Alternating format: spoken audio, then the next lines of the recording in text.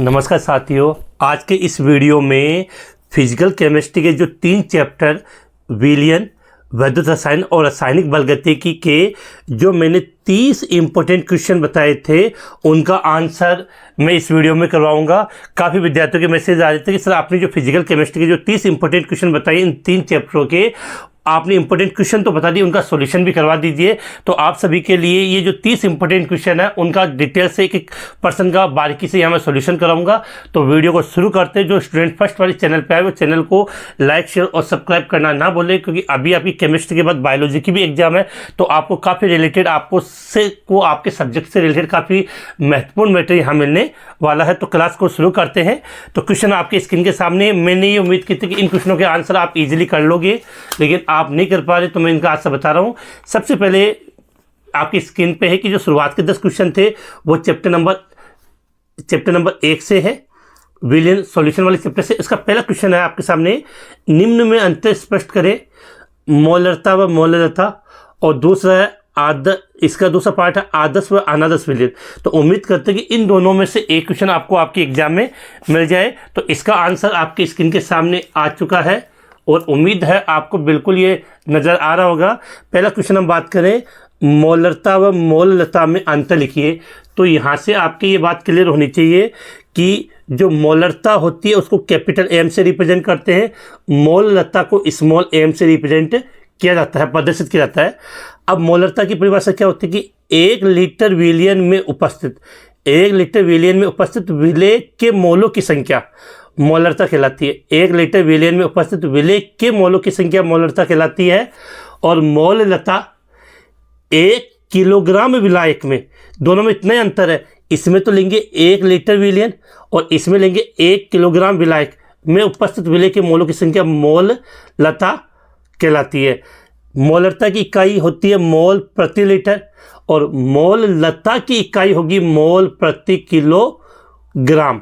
इसके बाद मोलरता किससे रिप्रेजेंट करते हैं? कैपिटल एम से, मोललता को स्मॉल एम से। और सबसे इंपॉर्टेंट बात, मोलरता ताप से प्रभावित होती है, ताप बढ़ाने पर मोलरता घटती है, याद रख लेना, ताप बढ़ाने पर मोलरता घटती है। मोललता ताप से अप्रभावित रहती है। तो ये काफ़ी इंपॉर्टेंट क्वेश्चन है। इसके अलावा इनके दोनों के फॉर्मूले भी आपको आने चाहिए, तो वो मैं यहाँ ऊपर आपकी स्क्रीन पे लिख रहा हूँ। मोलरता अर्थात कैपिटल एम, तो इसका फॉर्मूला क्या होता है? WB मल्टीप्लाई 1000 बट्टे में MB इंटू VS। अब यहाँ आपके ये क्लियर होना चाहिए, किसको देखो ये यहाँ पर ये फॉर्मूला लिखा हुआ भी है, ये इसका मोलरता का W कैपिटल एम मतलब मोलरता, WB का मतलब विलेय का भार, MB विलेय का मोलर द्रव्यमान, VS विलयन का आयतन। अब मोललता की बात करें तो फॉर्मूला क्या होता है? स्मॉल m बराबर WB इंटू 1000 बट्टा MB इंटू WA। अगर आप इन दोनों फॉर्मूलों को गौर से देखते हो तो आपको एक अंतर यहाँ नज़र आने वाला है कि इसमें आपने VS लिखा है और यहाँ WA। VS का मतलब तो है विलयन का आयतन, VS का मतलब क्या है? विलयन का आयतन। और WA का मतलब है विलायक का भार, विलायक का भार। बाकी पूरा फॉर्मूला सेम है। तो उम्मीद है आपको ये आंसर समझ में आ गया होगा। इसके बाद दूसरा अपना क्वेश्चन था कि आदर्श एवं अनादर्श विलयन में कितने अंतर लिखने? 4 अंतर लिखने आपको। आदर्श व अनादर्श विलयन में 4 अंतर। तो आदर्श विलयन की अगर हम बात करें, किसकी बात करें? आदर्श विलयन की, तो वह विलयन जो ताप व सांद्रता के सभी परास्पर, राउल्ट के नियम का पालन करते हैं उन्हें आदर्श विलयन कहते हैं। और जो पालन नहीं करते हैं उन्हें आप क्या कहोगे? अनादर्श विलयन। अब एक बात, आदर्श विलयन के लिए मिश्रण का कुल आयतन परिवर्तन डेल्टा V मिक्स क्या होता है? 0 होता है। अनादर्श विलयन के लिए बात करें तो मिश्रण का कुल आयतन परिवर्तन delta V mix not equal 0 होता है। इसमें मिश्रण की कुल एंथैल्पी परिवर्तन डेल्टा H मिक्स 0 होती है और इसमें डेल्टा H मिक्स इक्वल 0 नहीं होती है। इसके अलावा एक एग्जाम्पल, आप इनके एग्जाम्पल का आंसर भी विशेष कर याद करके रखना। आदर्श विलयन की एग्जाम्पल की बात करें तो जैसे आपने लिख दिया hexane plus heptane, hexane plus heptane, chloroethane plus bromoethane. ठीक है, अब इसकी अनादर्श विलयन की बात करें तो एक तो आप याद कर सकते हो ethanol plus acetone, ethanol plus acetone. दूसरा याद कर सकते हो आप क्लोरोफॉर्म प्लस एसीटोन। तो उम्मीद है आपको ये पहला क्वेश्चन इजीली समझ में आ गया होगा। इसके बाद बेटा चलते हैं नेक्स्ट क्वेश्चन पे। अगला क्वेश्चन मैंने दिया था कि हेनरी नियम को लिखते हुए इसके दो अनुप्रयोग लिखे। तो हेनरी नियम को लिखते हुए हमें इसके क्या बताने हैं, दो अनुप्रयोग बताने हैं। तो देखो इसका आंसर भी आपकी स्क्रीन के सामने लेकर आया हूं। देखो यहाँ पे हेनरी का नियम और हेनरी नियम के अनुप्रयोग, तो इनके बारे में हम डिटेल से बात करेंगे यहाँ पे। तो देखो स्टार्ट करते हैं कि हेनरी का नियम, जो पूरा नियम डिटेल से लिखा है कि इस नियम के अनुसार स्थिर ताप पर किसी गैस की विलेयता, इस नियम के अनुसार स्थिर ताप पर किसी गैस की विलेयता गैस के दाब के समानुपाती होती है। तो गैस की विलेयता को अगर m से रिप्रेजेंट करें और गैस के दाब को P, तो m समानुपाती P, m इक्वल Kp हो जाएगा। अब देखो यहाँ से प्रश्न ये घूमता है कि गैस की विलेयता को अगर हम किस रूप में रिप्रेजेंट करें, मोल अंश को। तो विलेयता को विलयन के गैस के मोल अंश के रूप में लिखा जाए तो नियम को क्या बोलेंगे, ये यहाँ से ये इंपॉर्टेंट है जो मैं बता रहा हूँ। किसी गैस का वाष्प अवस्था में आंशिक दाब, किसी गैस का वाष्प अवस्था में आंशिक दाब उस विलयन में गैस के मोल अंश के समानुपाती होता है। लाइन याद कर लेना, किसी गैस का वाष्प अवस्था में आंशिक दाब उस विलयन में गैस के मोल अंश के समानुपाती होता है। तो P समानुपाती X, तो P बराबर KHX। ठीक है, और KH को आप क्या बोलते हो, हेनरी नियतांक कहते हैं। इसके बाद इसके आपसे कितने उपयोग पूछे थे, 2। तो यहाँ पर इसके तीनों उपयोग लिखे हुए जिनको हम डिटेल से बात कर लेते हैं। एक तो शीतल पेय या सोडा वाटर में CO2 की विलेयता बढ़ाने के लिए बोतल को उच्च दाब पर बंद किया जाता है। शीतल पेय अथवा सोडा वाटर में CO2 की विलेयता बढ़ाने के लिए बोतल को उच्च दाब पर बंद किया जाता है। दूसरा प्रयोग, गहरे समुद्र में गोताखोर उच्च दाब की वायु में सांस लेते हैं और उच्च दाब की वायु में उपस्थित N2/O2 के रक्त में क्या हो जाती है, विलेयता बढ़ जाती है। जब गोताखोर सतह के रूप में आते हैं तो घुली हुई गैस रक्त से बुलबुलों के रूप में, जो इंपॉर्टेंट चीज़ है, घुली हुई गैस रक्त से बुलबुलों के रूप में रक्त से बाहर निकलती है, जिससे गोताखोर को अत्यधिक पीड़ा होती है। इस पीड़ा का अवस्था को बैंड कहते हैं। तो यहाँ से आपका एक क्वेश्चन पुटअप हो सकता है कि बैंड क्या होता है, बिल्कुल याद कर लेना। बैंड से बचाव के लिए गोताखोर के गैस सिलेंडर में कौन सी गैस मिलाई जाती है, हीलियम गैस मिलाई जाती है, जिसकी विलेयता अत्यधिक कम होती है। सामान्यतः गैस सिलेंडर में 11.7% हीलियम, 56.2% N2 और 32.1% ऑक्सीजन गैस होती है। तो ये बैंड वाला क्वेश्चन यहाँ अच्छा बनता है। इसके बाद तीसरा है, जैसे जैसे ऊंचाई पर जाते हैं तो O2 का आंशिक दाब, जैसे जैसे ऊंचाई पर जाते हैं O2 का आंशिक दाब कम होता है, जिससे पर्वतारोही या ऊंचाई में रहने वाले लोगों के रुधिर व ऊतकों में O2 की सांद्रता कम हो जाती है, जिससे उनका शरीर क्या होता है, कमजोर होने लगता है, उनकी सोचने समझने की क्षमता कम होती है। इस स्थिति को एनोक्सिया कहते हैं। ये इंपॉर्टेंट पॉइंट है, ये अलग से क्वेश्चन बन सकता है कि एनोक्सिया क्या होता है। तो जैसे जैसे ऊंचाई पर लोग जाते हैं O2 का आंशिक दाब कम होगा तो उनसे ऑक्सीजन कम मिलेगी, जिससे शरीर कमजोर और सोचने समझने की क्षमता कम होती है, इसे एनोक्सिया कहते हैं। तो उम्मीद है ये क्वेश्चन आपको समझ में आ गया होगा। तो इसके बाद अब चलते हैं नेक्स्ट क्वेश्चन, प्रतिलोम प्राशन किसे कहते हैं और इसका एक अनुप्रयोग लिखें। प्रतिलोम प्राशन किसे कहते हैं और इसका एक अनुप्रयोग लिखें। तो यहाँ पर हम बात करें प्रतिलोम प्राशन क्या और इसका उपयोग बताइए। तो ये क्वेश्चन ये आ गया कि प्राशन, देखो प्रतिलोम प्राशन मतलब प्राशन का विपरीत। तो विलयन पर प्राशन दाब से अधिक बाह्य दाब लगाया जाए विलयन पर प्रासन दाब से अधिक बाह्य दाब लगाया जाए तो विलायक के कण विलयन से अधपारगम्य झिल्ली द्वारा परागमन करने लगते हैं। सो लेना फिर से कि विलयन पर प्रासन दाब से अधिक बाह्य दाब लगाया जाए तो विलयन के कण विलायक के कण, किसके? विलायक के कण विलयन से अधपारगम्य झिल्ली द्वारा परागमन करने लगते, इसे प्रतिलोम प्राशन कहते हैं।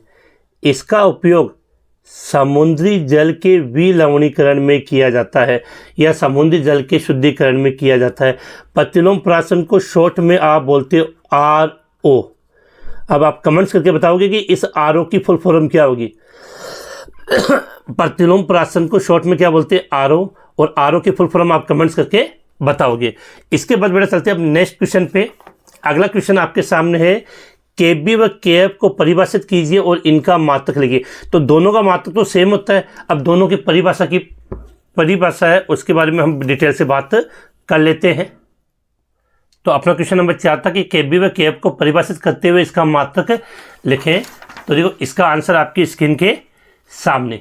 सबसे पहले हम इसके मात्रक की बात कर लेते हैं। चाहे KB हो या KF हो, दोनों का मात्रक इकाई केल्विन केजी मोल इनवर्स होती है। पहले तो ये क्लियर होनी चाहिए।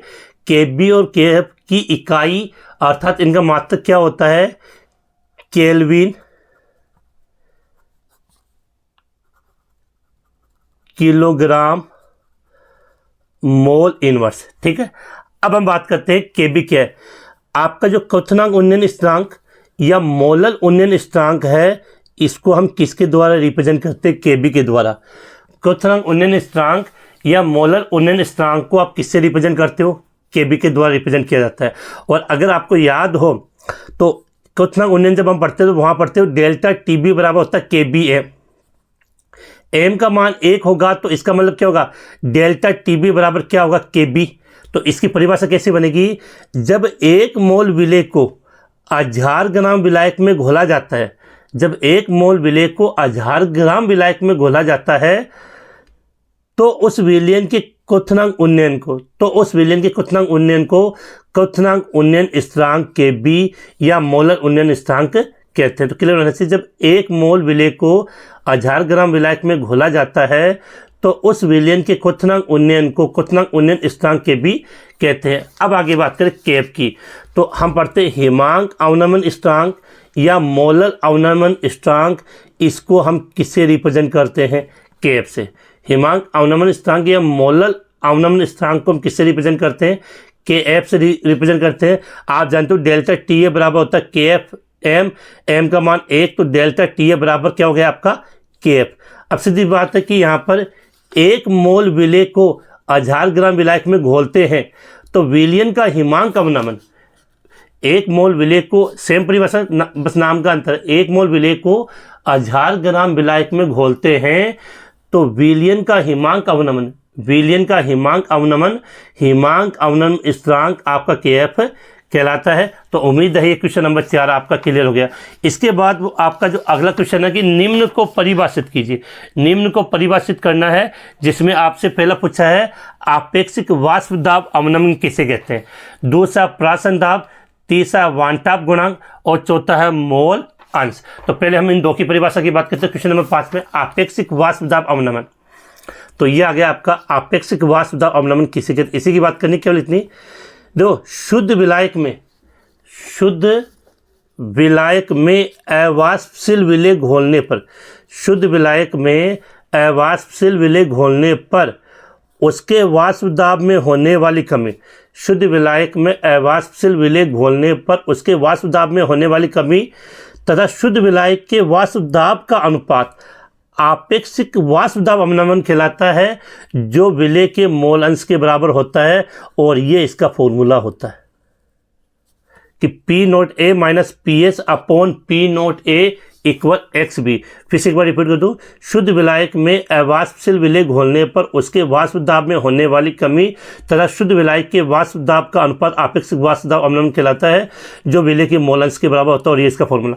इसके बाद इसकी दूसरी परिभाषा हमने बात की थी प्रासन दाब की। इसकी बात की थी प्रासन दाब की। तो विलयन पर लगाया गया वह आधिक्य यांत्रिक दाब जो प्रासंगिक क्रिया को रोकता है। विलयन पर लगाया गया वह आधिक्य यांत्रिक दाब जो प्रासंगिक क्रिया को रोकता है उसे प्रासन दाब कहते हैं। इसे पाई के द्वारा रिप्रेजेंट किया जाता है। फॉर्मूला होता है पाई बराबर CRT और C का मतलब होता है सांद्रता। सांद्रता को लिखते हैं NB/V। तो फॉर्मूला आपको याद होने से पाई बराबर CRT। तो ये हो गया प्रासन दाब। इसके बाद इसमें आगे जो आपकी परिभाषा थी वो थी आपके वान टॉप गुणांक और मोल अंश की। इसके बाद हम बात करते हैं वान टॉप गुणांक की।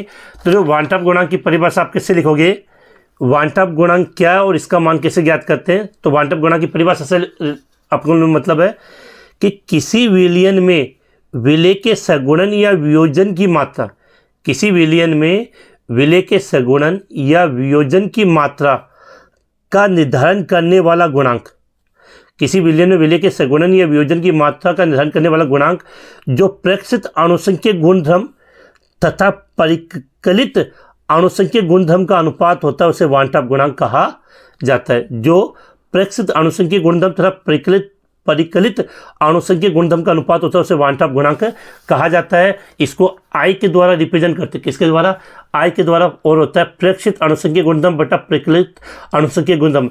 अगर I का मान 1 से ज़्यादा हो अगर I का मान 1 से ज़्यादा हो तो अणु का क्या होगा, वियोजन होगा।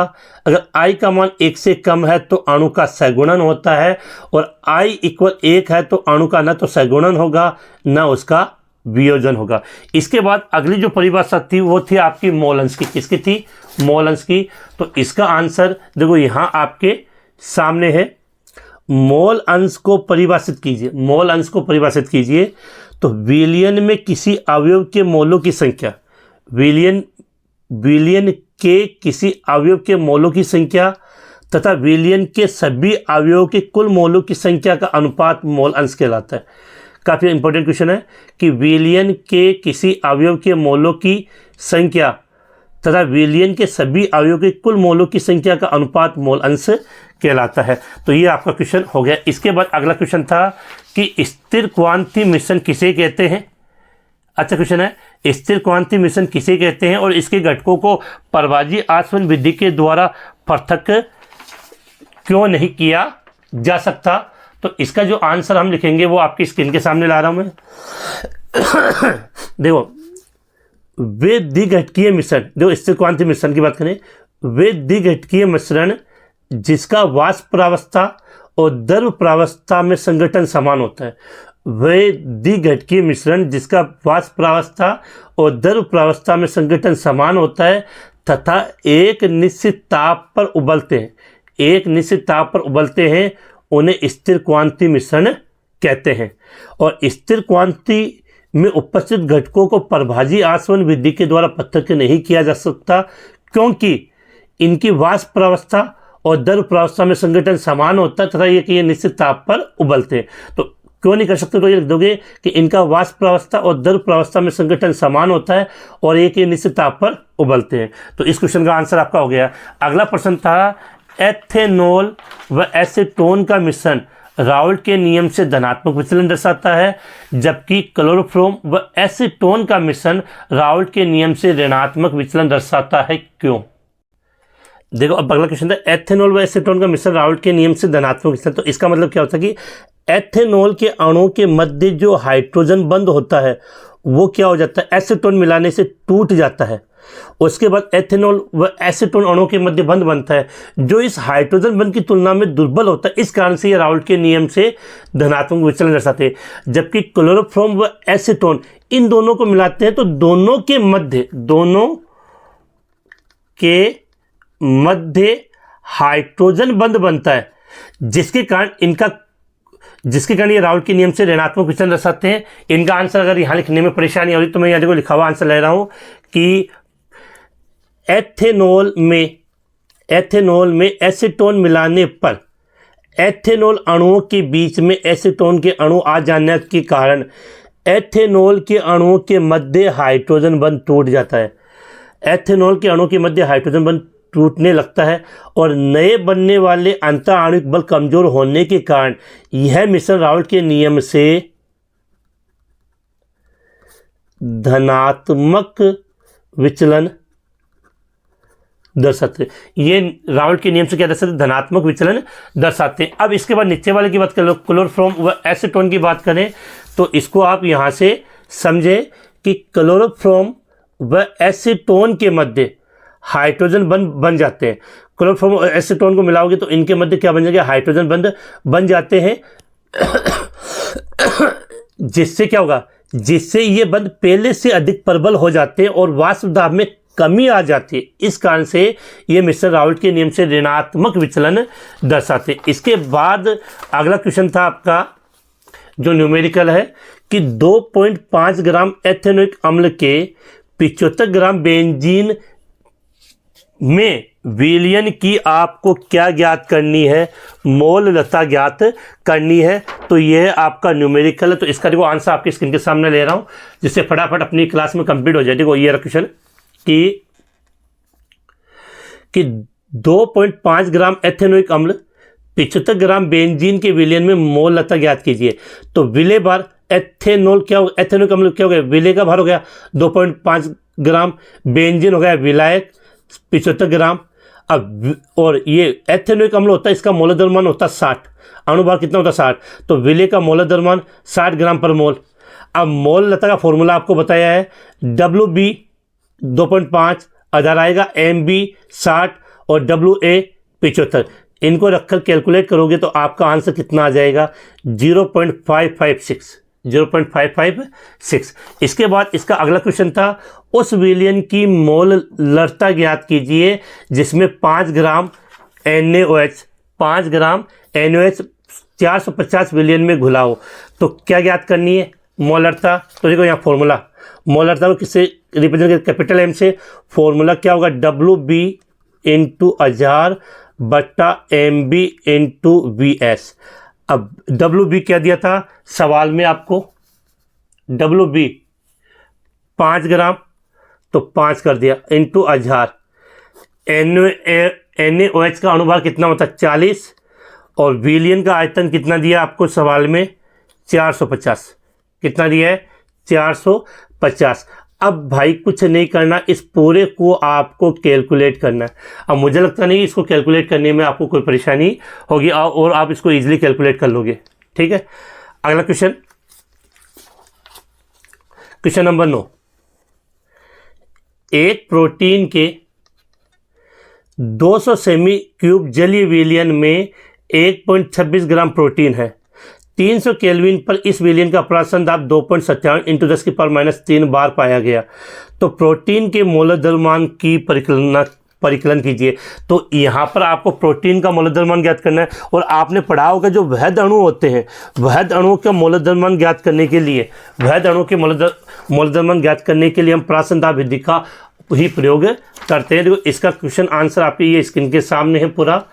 ये सवाल जो कि ये सवाल है, तो देखो मोलर द्रव्यमान ज्ञात करना है तो प्राशन दाब दिया गया है। तो प्राशन दाब का फॉर्मूला क्या था? पाई बराबर CRT। सी का मतलब क्या होता है? सांद्रता। सी का मतलब सांद्रता। तो सांद्रता का मतलब था NB/B। NB को आप क्या लिख सकते हो? विलय का भार बट्टा विलय का मोलर द्रव्यमान इंटू उसका आयतन। तो ये उसकी ये मान आप यहाँ रख दो और यहाँ से आपको किसका मान रखना? MB का। अब देखो बाकी मान यहाँ दिए हुए, आप इसको कैलकुलेट करोगे तो ये आपका आंसर यहाँ पे 61,022 ग्राम मोल इनवर्स, 22 ग्राम मोल इनवर्स इसका आंसर आपका आ जाएगा। इसके बाद जो अगला क्वेश्चन आपका जो यहाँ पर है वो है कि एक विलयन में बेंजीन का 30% द्रव्यमान कार्बन टेट्राक्लोराइड में घुला है। तो बेंजीन का मोल अंश ज्ञात कीजिए। आपको क्या ज्ञात करना है? बेंजीन का मोल अंश ज्ञात करना है। तो देखो यहाँ मैं कैलकुलेट करके बता देता हूँ कि सवाल के अंदर आपको बेंजीन का द्रव्यमान दिया, सवाल के अंदर बेंजीन का द्रव्यमान कितना दे दिया आपको? 30% का मतलब 30 ग्राम। तो कार्बन टेट्राक्लोराइड कितना हो जाएगा? 70 ग्राम। अब जो कार्बन टेट्राक्लोराइड कितना हो जाएगा? 70 ग्राम। अब देखो बेंजीन के मोल निकाल लो, बेंजीन के मोल निकालोगे तो मोल का मतलब भार बट्टा अणुभार। तो भार तो 30 और बेंजीन का मोलर द्रव्यमान कितना होता है, जल्दी से कमेंट्स करके बताइए। बेंजीन का मोलर द्रव्यमान कितना होता है, कमेंट्स करके बताइए। तो बेंजीन का मोलर द्रव्यमान होता है 78। अब 30 को 78 से डिवाइड करोगे तो आपका आंसर लगभग 0.385, मिलान कर लेना, गलती हो सकती है। कार्बन टेट्राक्लोराइड, इसका जो मोलर द्रव्यमान होता है वो होता है 154। कितना होता है, 154। तो कार्बन टेट्राक्लोराइड के मोल कितने हो जाएंगे, तो 70/154। इसको भी आप करोगे कैलकुलेट तो आपका लगभग 0.454 आ जाएगा। ठीक है, अब आपको क्या निकालना है, बेंजीन के मोल अंश। तो बेंजीन का मोल कितना है, 0.385, और विलियन के कुल मोल तो 0.385 प्लस 0.454। अब इसको कैलकुलेट करोगे तो आपका आंसर आ जाएगा, और लगभग आप जब कैलकुलेट करोगे, इसको क्या करोगे, कैलकुलेट करोगे तो आपका आंसर लगभग 0.459 के करीब आपका आंसर आ जाएगा। और मोल भिन्न, ये जो मोल अंश है वो कैसी राशि होती है, मात्रक हीन राशि होती है। उम्मीद है ये चीज़ आपको समझ में आ गई होगी। अब ये तो थे आपके जो चैप्टर नंबर 1 जो विलियन वाली चैप्टर के जो क्वेश्चन थे वो मैंने आपको हल करवा दिए। इसके बाद अब अगले चैप्टर में चलते हैं हम आपके सामने, जहाँ चैप्टर नंबर वो विद्युत या इलेक्ट्रोकेमिस्ट्री जिसको आप बोलते हो, विद्युत अपघटन इलेक्ट्रोकेमिस्ट्री। उसका पहला क्वेश्चन था कि किसी सेल के एनोड और कैथोड में होने वाले रासायनिक समीकरण लिखिए। जैसे इसमें पहला सेल आपको क्या दिया गया, डेनियल सेल। तो डेनियल सेल में देखो, सीधी बात समझाऊं आपको कि डेनियल सेल में जो एनोड किसका बना होता है, जिंक का। तो क्या होगा, Zn से Zn2 प्लस और 2 इलेक्ट्रॉन का त्याग। और डेनियल सेल में जो कैथोड होता है वो कॉपर का बना होता है, तो वो Cu2 प्लस और 2 इलेक्ट्रॉन को ग्रहण करके आपका Cu बना लेगा। अब साथ में यहाँ सेल अभिक्रिया भी ले सकते हैं, तो 2 इलेक्ट्रॉन से 2 इलेक्ट्रॉन कैंसिल हो जाएंगे, तो क्या हो जाएगा, Zn प्लस Cu2 प्लस से Zn2 प्लस और ये Cu, ये हो गई इसकी सेल अभिक्रिया। तो ये तो हमने क्या बता दिया आपको, डेनियल सेल। सवाल क्या था कि निम्न सेल के एनोड व कैथोड पे होने वाले रासायनिक समीकरण। इसके बाद अगला जो क्वेश्चन आपका इसके अंदर है वो है शुष्क सेल। अब शुष्क सेल जिसको आप ड्राई सेल या लेक्लांसी सेल कहते हो, उसकी एनोड और कैथोड पे होने वाली अपने को समीकरण लिखनी है। तो ड्राई सेल की बात करें तो ये आपका है गया आंसर। और ये मैंने आपको देखो, अगर जो बच्चे रेगुलर क्लास अटेंड कर रहे हैं, चैप्टर 1, चैप्टर 2, चैप्टर 3 के मैंने आपको मोस्ट इंपॉर्टेंट क्वेश्चन आंसर सहित हल करवा दिए, और उन्हीं क्वेश्चनों से आपका ये पेपर बनाया गया है। तो अगर आपने उनको याद किया तो ऑटोमेटिक जो अपनी ये सीरीज है इसमें आपको कोई परेशानी नहीं होनी चाहिए। तो शुष्क सेल की बात थी, शुष्क सेल तो ये एनोड, तो Zn से Zn2 प्लस और 2 इलेक्ट्रॉन का त्याग। तो देखो ये क्लियर होना चाहिए कि शुष्क सेल ड्राई सेल है, इसमें एनोड किसका बना होता है और कैथोड बना होता है ये ग्रेफाइट, कार्बन की छड़। क्या होती है ग्रेफाइट, जो ये कार्बन बोलिए ग्रेफाइट की छड़ होती है, ये आपके कैथोड के रूप में कार्य करते हैं। और एनोड है वो जिंक का ये पात्र होता है। तो कैथोड पर क्या होता है कि NH4 plus MnO2 plus 2 electron मिलकर MnOOH प्लस NH3 बना लेते हैं। अब सेल अभिक्रिया में तो इनको आपस में आपको जोड़ना होता है, तो अपोजिट चीज़ें आपस में कट जाती है, बाकी की चीज़ें यहाँ जाती है। तो Zn आ जाएगा NH4 प्लस MnO2, 2 इलेक्ट्रॉन से ये 2 कैंसिल हो जाएगा, फिर Zn2 plus MnOOH plus NH3, यहाँ हो जाएगा NH3। तो ये हो गई आपकी शुष्क सेल के एनोड और कैथोड पे होने वाली अभिक्रिया। इसके बाद अगर हम बात करें तो अगला सेल आता है आपका सीसा संचयक सेल। क्लियर होना चाहिए, सीसा संचयक सेल में एनोड किसका, लेड का, और कैथोड किसका, PbO2 का बना होता है। ठीक है, तो एनोड Pb का बना होता है, और विद्युत अपघट्य के रूप में इसमें हम क्या लेते हैं, H2SO4। तो क्या होगा, Pb इस SO4 2 माइनस आयन के साथ क्रिया करके PbSO4 प्लस 2 इलेक्ट्रॉन बनाएगी। कैथोड पे क्या होगा, कैथोड किसका बनता है आपका, PbO2 का। तो PbO2 प्लस यहाँ से hydrogen, 4 hydrogen plus SO4 2 minus plus 2 electron लेकर PbSO4 प्लस 2H2 बनाता है। तो ये रिएक्शन एनोड पर और ये रिएक्शन कैथोड पे। लेकिन ये कब की बात करें, डिस्चार्जिंग अभिक्रिया के दौरान। अब 2 इलेक्ट्रॉन से 2 इलेक्ट्रॉन कैंसिल, तो PbO2 और यहाँ से आपका बन जाएगा 2H2।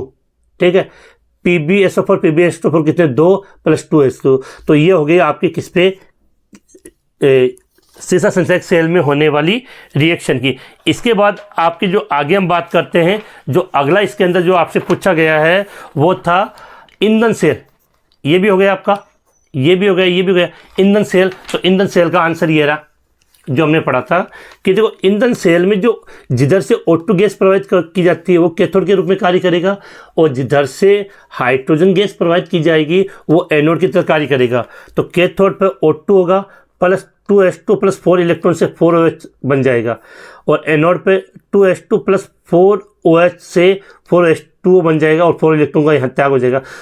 अपोजिट चीज़ें काट लो, 4 इलेक्ट्रॉन से 4 इलेक्ट्रॉन कैंसिल हो जाएगी, यहाँ 2s2 है तो यहाँ 4, तो यहाँ 2s2 बच जाएंगे, 4 इलेक्ट्रॉन से 4 इलेक्ट्रॉन कैंसिल, तो क्या हो जाएगा O2 2s2, और इसमें यहाँ 2s2 बच गए तो वो आ गए। तो ये हो गई आपकी ईंधन सेल, ईंधन सेल के एनोड और कैथोड पे होने वाली अभिक्रिया। अगला आपका इसमें जो क्वेश्चन है कि डेनियल सेल के लिए आपको क्या लिखना है, नैनस समीकरण। देखा जाए तो इस क्वेश्चन में तो इम्पोर्टेंट है, तो इसके लिए देखो डेनियल सेल के लिए नैनस समीकरण के रूप में आप क्या लिखोगे वो समझे। तो नैनस समीकरण क्या होती है इसकी, ई सेल बराबर E cell nought minus RT upon NF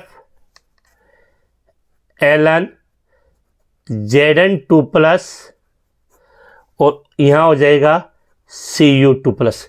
अब इसको आप पूरा पूरा कैलकुलेट करके भी चाहे तो आप लिख सकते हो। वैसे एग्जाम अगर क्वेश्चन आता है 1 नंबर का तब तो आपको इतना लिख कर आना है, लेकिन पूरा क्वेश्चन आए तो आपको इसका व्युत्पन्न करके लिखना है। इसको क्या करना है, व्युत्पन्न करके पूरा समझाना आपको, ठीक है। इसके बाद अगले क्वेश्चन की बात करें, विलयन को तनु करने पर उसकी चालकता व मोलर चालकता कैसे प्रभावित होती है। देखो विलयन को तनु करने पर उसकी चालकता घटती है। चलो विलयन को तनु करने पर उसकी चालकता घटती है क्योंकि प्रति इकाई आयतन आयनों की संख्या में कमी आती है। क्लियर हो गया। विलयन को तनु करने पर उसकी चालकता घटती है। चालकता के लिए हम विशेष चालकता का भी प्रयोग कर सकते हैं क्योंकि प्रति इकाई आयतन में आयनों की संख्या में कमी आती है। लेकिन मोलर चालकता क्या होती है, बढ़ती है। क्योंकि मोलर चालकता बढ़ती, क्योंकि मोलर चालकता 1 मोल के लिए होती है और विलयन को तनु करोगे तो स्पेस ज़्यादा मिलेगा तो वो चालकता बढ़ती है। तो मोलर चालकता 1 मोल के लिए होती है, इस कारण से उसकी बढ़ती है। अगला है, निम्न को परिभाषित करते हुए उनके एसआई मात्रक लिखें। निम्न को परिभाषित करते हुए उनके एसआई मात्रक लिखें। तो पहला इसमें प्रतिरोधकता, तो बेटा प्रतिरोधकता को हम किससे रिप्रेजेंट करते हैं, रो से, और रो का फॉर्मूला क्या होता है, R × A/L। तो इससे आप इसकी परिभाषा डिक्लेयर कर सकते हो। अब देखो मात्रक पूछा है तो इस प्रतिरोधकता का मात्रक होता है ओम × मीटर, याद कर लेना, काफ़ी इंपॉर्टेंट है। प्रतिरोधकता का मात्रक क्या होता है, ओम × मीटर। अगला जो क्रम लेते हैं चालकता, प्रतिरोध का व्युत्क्रम क्या लिख सकते हो, इसके लिए आप प्रतिरोध का व्युत्क्रम चालकता कहलाता है। इसका फॉर्मूला था C = 1/R। तो R हो गया, तो इसका जो मात्रक लिखेंगे वो हो जाता है आपका ओम इनवर्स। लेकिन आपने यहाँ एसआई मात्रक पूछा है तो इसका मतलब ओम इनवर्स के लिए एसआई मात्रक के लिए हम किसका प्रयोग करते हैं, सीमेंस, ठीक है। अब आता है चालकता या विशिष्ट चालकता, जिसको आप किससे रिप्रेजेंट करते हो, कप्पा से, ठीक है। परिभाषा क्या होगी, जस्ट इसका उल्टा, प्रतिरोधकता का व्युत्क्रम लिख सकते हो यहाँ पे, प्रतिरोधकता का व्युत्क्रम। तो अब इसके मात्रक की बात करें तो इसका था ओम × मीटर, तो इसका मात्रक हो जाएगा ओम इनवर्स मीटर इनवर्स। लेकिन एसआई मात्रक में ओम के स्थान पे हम किस इनवर्स को बोलते हैं, सीमेंस। तो इसका मात्रक है वो क्या हो जाएगा आपका, सीमेंस मीटर इनवर्स। अब आपका बचता एक लास्ट मोलर चालकता। तो मोलर चालकता के लिए लिख सकते हो 1 मोल विद्युत अपघट्य को जल में घोलने पर उसके आयनों द्वारा उत्पन्न चालकता। तो परिभाषा यहाँ लिख देता हूँ मैं आपकी, मोलर चालकता जिसको लैम्डा m के द्वारा हम रिप्रेजेंट करते हैं, परिभाषा क्या हो जाएगी कि 1 मोल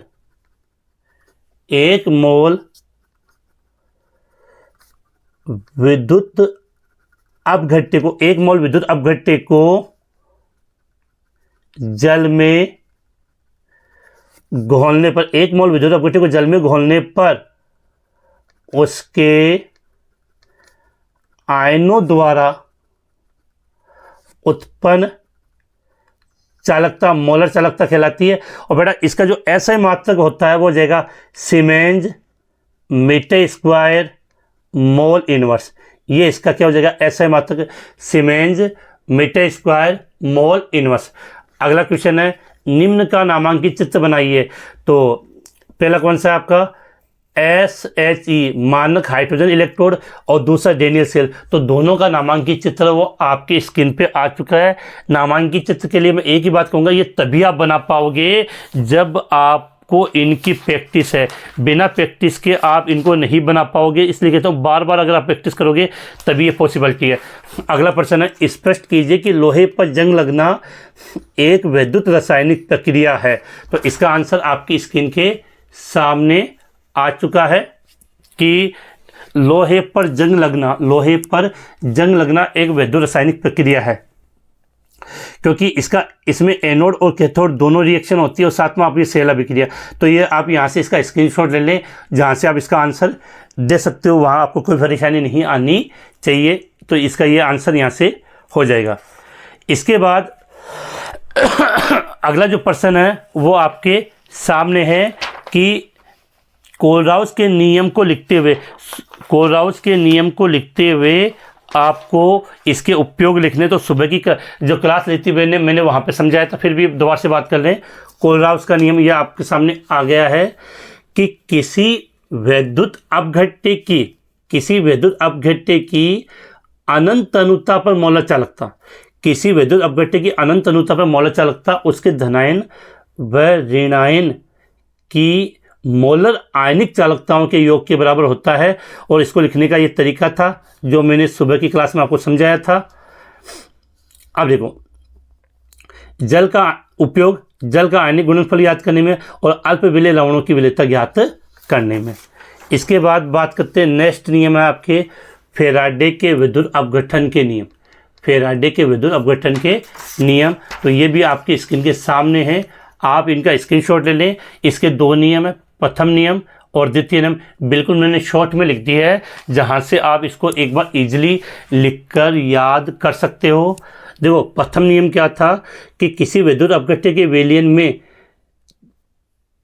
प्रवाहित विद्युत धारा प्रवाहित करने पर इलेक्ट्रोड पर एकत्रित पदार्थ की मात्रा प्रवाहित धारा के समानुपाती होता है। द्वितीय नियम, भिन्न भिन्न विद्युत अपघट्यों के विलयनों में समान धारा समान समय तक प्रवाहित करने पर इलेक्ट्रोड पर एकत्रित पदार्थ की मात्रा उनके तुल्यांकी भारों के समानुपाती होती है। इसके बाद मैंने आपको इसके न्यूमेरिकल दिए थे।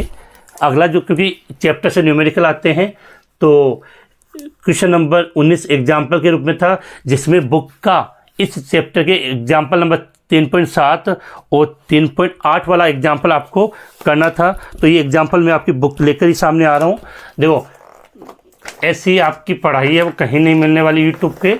तो देखो, ये तो था आपका 3.7 वाला एग्जाम्पल, और इसके नीचे दे दिया आपको 3.8 वाला एग्जाम्पल। तो देखो, इसमें क्या है कि आपको कैल्शियम क्लोराइड और MgSO4 की अनंत अनुता पर इसकी मोलर चालकता ज्ञात करनी है। तो यहाँ से बुक के अंदर एग्जाम्पल, आप चाहो तो इसका स्क्रीनशॉट लेकर इसकी अच्छे तरीके से प्रैक्टिस कर लो। और विशेषकर ये क्वेश्चन काफ़ी इंपॉर्टेंट है, एग्जाम में इसके आने की संभावना भी है। हो गया। इसके बाद बेटा चलते हैं नेक्स्ट क्वेश्चन पे। अगले क्वेश्चन की अगर हम बात करें तो अगला प्रश्न आपके पाठ्यनिष्ठ प्रश्न में जो अभ्यास प्रश्न आते हैं बुक में, कौन से प्रश्न की बात करें, अभ्यास प्रश्न की। जो प्रश्न आपके सामने हैं कि पहला आपके सामने एक ये रिएक्शन दे दी यहाँ पे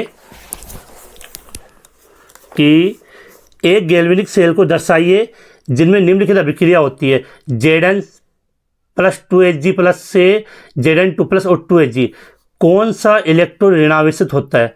देखो सीधी बात है कि इस अभिक्रिया में जिंक है, जिंक होगा वो एनोड होगा और एनोड पर होता है नेगेटिव चार्ज, और सिल्वर होगा वो कार्य करेगा आपका कैथोड के रूप में जिस पर होगा पॉजिटिव चार्ज। तो क्लियर होना चाहिए कौन सा इलेक्ट्रोड ऋणावेशित इलेक्ट्रोड है, तो क्लियर हो जाएगा जिंक इलेक्ट्रोड, पहले का आंसर। सेल में विद्युत धारा का वाहक कौन है, तो गैल्वेनिक सेल है, तो विद्युत धारा का वाहक कौन होता है, इलेक्ट्रॉन होता है। अब प्रत्येक इलेक्ट्रोड पर होने वाली अभिक्रिया लिखिए, तो एनोड है, जिंक का होगा तो क्या हो जाएगा Zn से Zn2 प्लस और 2 इलेक्ट्रॉन का त्याग, और कैथोड पर क्या होगा Hg प्लस, 2 इलेक्ट्रॉन तो 2 लगा दिए, तो 2Hg प्लस 2 इलेक्ट्रॉन से आपका 2Hg बन जाएगा। तो ये हो गई सेल अभिक्रिया, ठीक है। इसके बाद इसका जो अगला क्वेश्चन था आपके, वो आपके ये रहा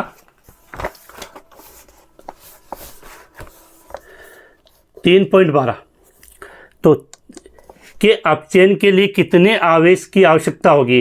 देखो 1 मोल Al3 प्लस को Al में बदलना है, तो जो Al3 प्लस को Al में बदलने का मतलब 3 इलेक्ट्रॉन की आवश्यकता होगी, अर्थात 3 मोल, तो 3 और 1 फैराडे का मान होता है 96,500, तो 3 को 96,500 से गुणा करोगे तो उतना आवेश आ जाएगा। अब देखो Cu2 प्लस से Cu तो 2 बन जाएगा, और 1 फैराडे तो 96,500 कैलकुलेट करोगे।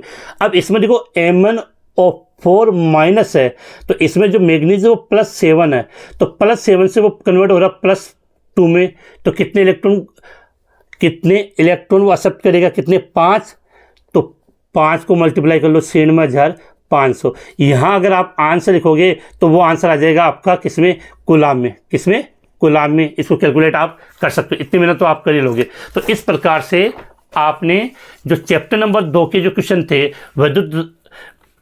वैद्युत रसायन वाले चैप्टर की, जिसको इलेक्ट्रोकेमिस्ट्री कहते हैं, उसके 11 से लेकर मैंने आपको पूरे 20 क्वेश्चन करवा दिए। इसके बाद अब चलते हैं आपके जो नेक्स्ट पोर्शन बचता लास्ट वाला, इसका चैप्टर नंबर 3 वैद्युत रासायनिक बलगतिकी के क्वेश्चन है, तो वो आपकी स्क्रीन के सामने आ चुके हैं। फटाफट हम प्रयास करते हैं कि इनका आंसर हम दें।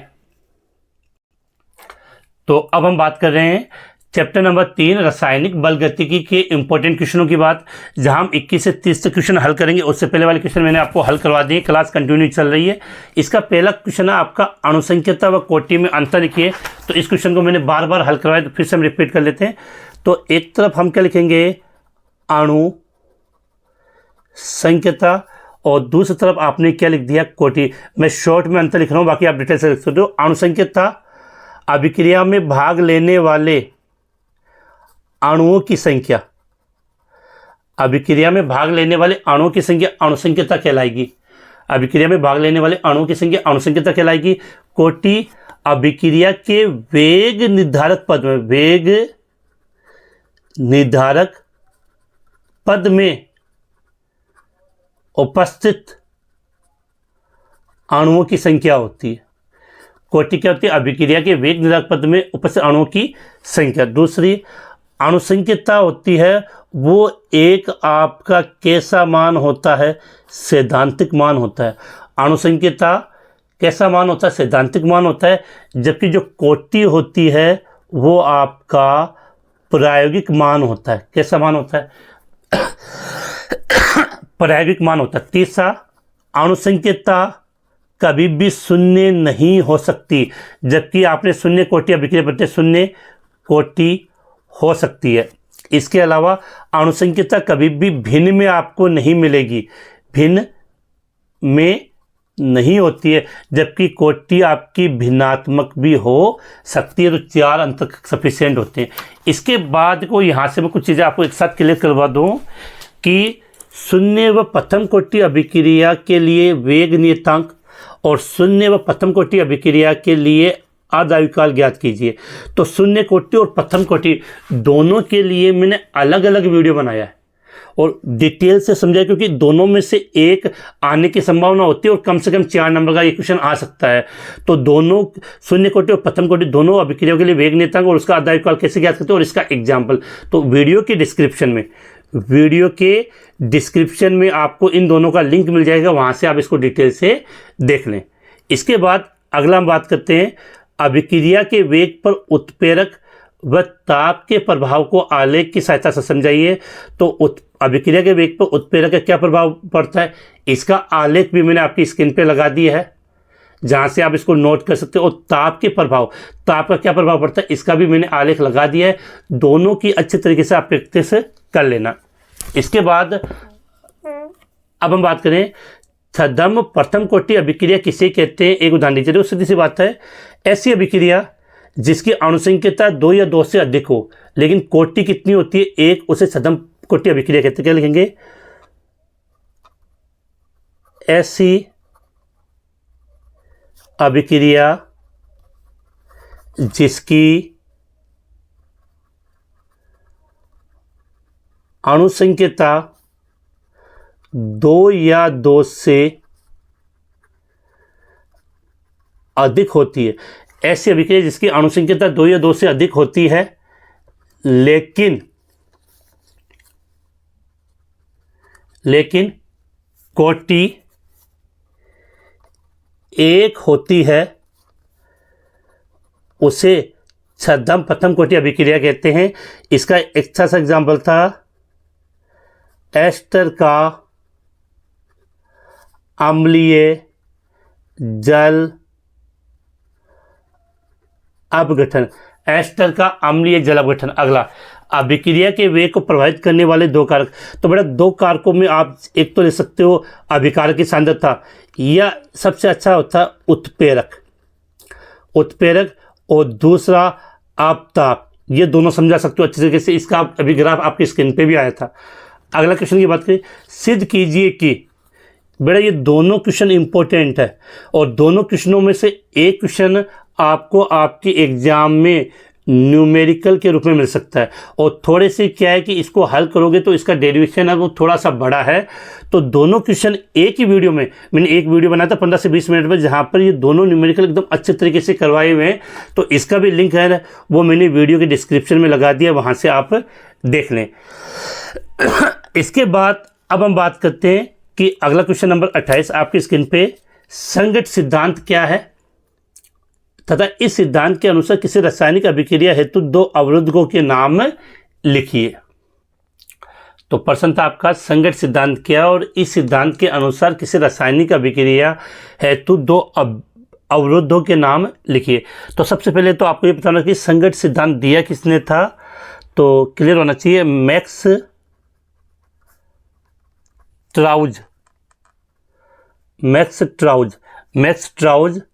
व विलियम लुइस। मैक्स ट्राउज व विलियम लुइस ने यह सिद्धांत दिया था और इसके अनुसार अभिकारक अणुओं को ठोस गोले के रूप में माना जाता है। इसके अनुसार अभिकारक अणुओं को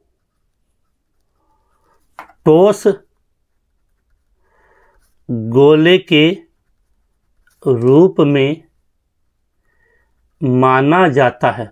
इसके अनुसार अभिकारक अणुओं को ठोस गोले के रूप में माना जाता है जिनके मध्य टक्कर होने से उत्पाद में वो परिवर्तित होते हैं। अब अगला प्रश्न देखो, 2 अवरोधकों के नाम। तो एक तो इसमें हो जाएगी सक्रियण ऊर्जा। सक्रियण ऊर्जा नहीं होगी तो वो उत्पाद में परिवर्तित नहीं हो पाएगा। दूसरा उचित अभिविन्यास।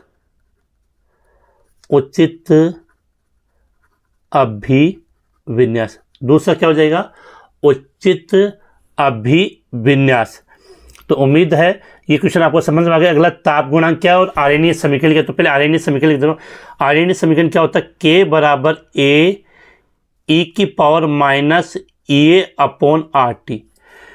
K बराबर A e की power minus EA upon RT। अब आपसे थोड़ा सा क्वेश्चन है कि इस A को क्या बोलते हैं, इस A को क्या कहा जाता है, जल्दी से आप कमेंट्स करें। इसको बोलते हैं आर्यनीय नियतांक या पूर्व चर घातांकीय नियतांक। क्या कहते हैं, आरेनियस नियतांक या पूर्व चरघातांकी नियतांक कहा जाता है। इसके बाद अगला जो आपका इसका पोर्शन था वो था ताप गुणांक। तो जो मैंने आपको पहले भी क्लास में बताया था कि ताप गुणांक की अगर परिभाषा लिखनी है तो आप ये लिख कर आ सकते हो T डिग्री सेल्सियस प्लस 10 व T डिग्री सेल्सियस के तापांतर पर वेग स्थिरांकों का अनुपात ताप गुणांक कहलाता है। ताप गुणांक लिखने का तरीका होता है KT प्लस 10 अपॉन KT, और इसमें लगभग अभिक्रिया का वेग आपका 2 से 3 गुना बढ़ जाता है। इसके बाद अगला जो क्वेश्चन है आपका कि x का y में रूपांतर द्वितीय कोटि की बल गति के अनुसार है। तो x की सांद्रता 3 गुनी कर दी जाए तो y के निर्माण पर वेग पर क्या प्रभाव पड़ेगा। तो जो वेग क्या होगा, वेग बराबर होगा आपका k, और x है अभिकारक कौन सी कोटि की, द्वितीय कोटि की। अब इस x की सांद्रता कितनी कर रहा है, 3 गुनी। तो इसको आप ऐसे लिख सकते हो कि वेग बराबर k 3, ये हो जाएगा। अब 3 का स्क्वायर कितना होता है, 9, तो वेग बराबर हो जाएगा 9 k x पावर 2 द्वितीय कोटि, अर्थात अभिक्रिया का वेग कितना गुना, 9 गुना, अभिक्रिया का वेग 9 गुना बढ़ जाएगा। अभिक्रिया का वेग कितना गुना बढ़ जाएगा, 9 गुना बढ़ जाएगा। अगला इसके बाद एक और क्वेश्चन था कि एक अभिक्रिया द्वितीय कोटि की है, अभिक्रिया का वेग कैसे प्रभावित होगा अगर अभिकारक की सांद्रता दुगुनी कर दी जाए। तो द्वितीय कोटि का तो मतलब वेग बराबर क्या हो जाएगा आपका k, यहाँ पर अभिकारक को अगर मैंने x माना है, ठीक है, ये कंडीशन थी द्वितीय कोटि में 2। अब वेग कितना करे, अभिकारक की सांद्रता कितनी करे, दुगुनी, तो k 2x स्क्वायर, 2 का स्क्वायर कितना होता है 4, तो 4k x की पावर 2। इसका मतलब अभिक्रिया का वेग कितना गुना, 4 गुना। तो इस कंडीशन में अब दुगनी हो जाए तो वेग 4 गुना बढ़ जाएगा। अगला आधी कर दी जाए, तो आधी का मतलब क्या, वेग बराबर k कितनी आधी, तो 1/2, ये इसका स्क्वायर कितना हो जाएगा, वेग बराबर 1/4 k, ये कंडीशन आ जाएगी। तो अभिक्रिया का वेग 1/4 हो जाएगा या 4 गुना कम हो जाएगा। इसे लिख सकते हो कि अभिक्रिया का वेग 1/4 हो जाएगा, या आप जिसको 1/4 भी कह सकते हो, 1/4 हो जाएगा। तो इस प्रकार से हमने फिजिकल केमिस्ट्री के जो 3 इम्पोर्टेंट चैप्टर थे उसके जो 30 इम्पोर्टेंट क्वेश्चन जो मैं आपके लिए लेकर आया था वो हमने कंप्लीट कर लिए हैं। उम्मीद है आपको क्लास कैसी लगी होगी, कमेंट्स करके ज़रूर बताएं, क्योंकि लास्ट वही बच्चा देखता है जिसको कुछ करना होता है, और लास्ट जो देखता है वो कमेंट्स ज़रूर करेगा कि आपको ये क्लास कैसे लगी। और अगर आपको इसी प्रकार से इनऑर्गेनिक और ऑर्गेनिक केमिस्ट्री की क्लास चाहिए, इसी प्रकार से आपको ऑर्गेनिक और इनऑर्गेनिक केमिस्ट्री की क्लास चाहिए, तो कमेंट्स आप ज़रूर करें, जिसे जल्द ही आपकी आज शाम तक या कल मॉर्निंग तक आपके लिए इन 2 टॉपिकों के लिए भी इम्पोर्टेंट क्वेश्चनों की क्लास लेकर आई जा सके। वीडियो को समाप्त करता हूं, उससे पहले अपने सभी साथियों तक एक बार इस क्लास का लिंक ज़रूर शेयर करें। क्लास बनाने के लिए काफ़ी ज़्यादा मेहनत करनी पड़ती है।